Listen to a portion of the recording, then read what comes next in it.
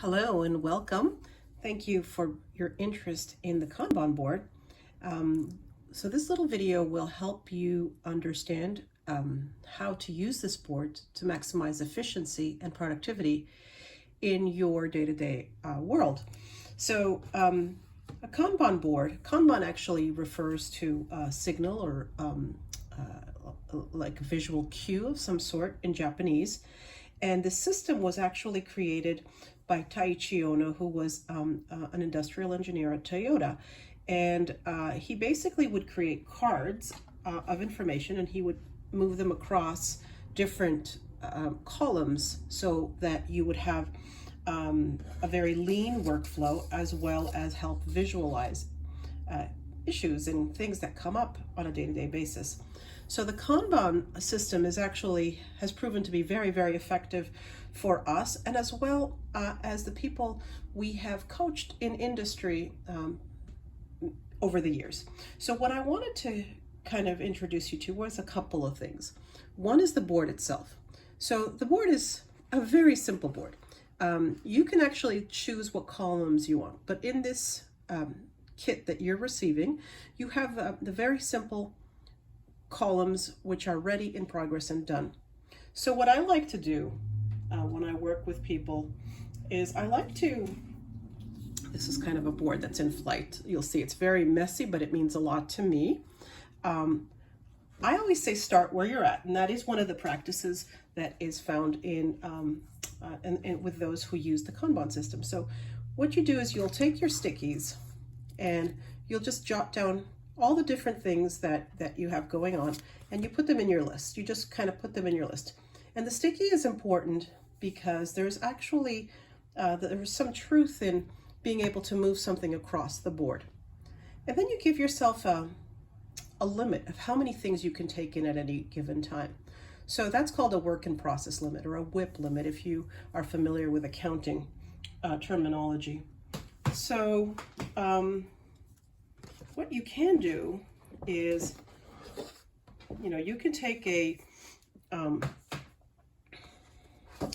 an item and you can say, well, maybe I've got to pick out a gift, or whatever you have to do, whatever kind of tasks are on your to-do list, you just put them on little stickies.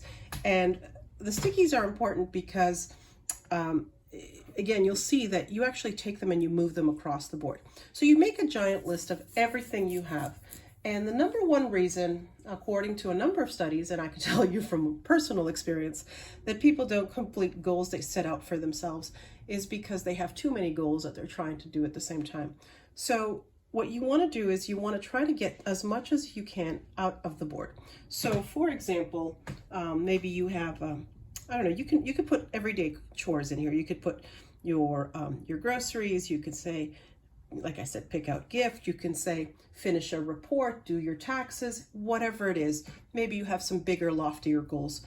Make sure that they're all small enough to be managed in a timely basis. I review my board every single week. That's what we do here at After School Brilliance with all of the coaches that we work with. So you make a list, just a big dump of information that you're kind of working on. And again, I'll show you my very messy board, but it's color coded, and each color means something to me. And it doesn't have to be the same way for you. Maybe you actually share the board with somebody else in your family and they can have different colors, or you can have one that's personal color, one that's work related. Maybe there's something that's relationship or children or something like that. Okay, so you put all your items in your list, and then you say to yourself, what is ready to be worked on? So if I had something on here that said something like, let's see, if I pull mine up here, there's a kit that I'm working on called the LED kit.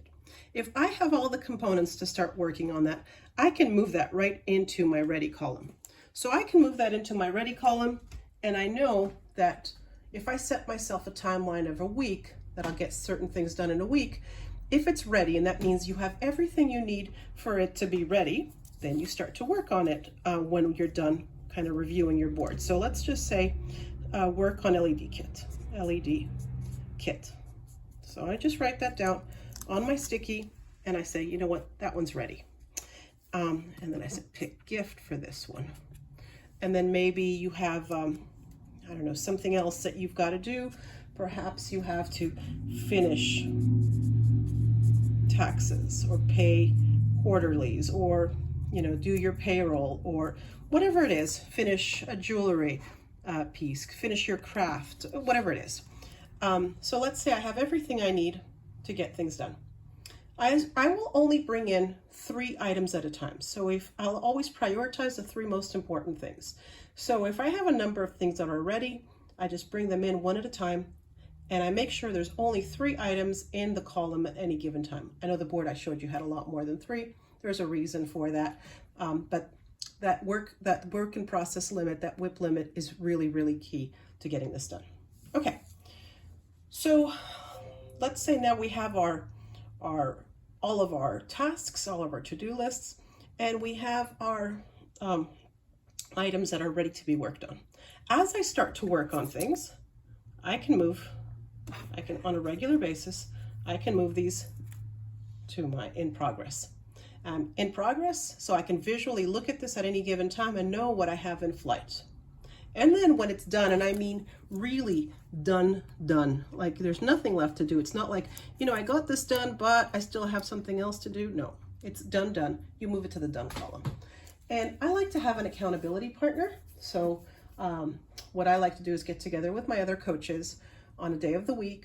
And we all know we dedicate like 40 minutes to doing this together. And we talk about what we did that week, and we celebrate.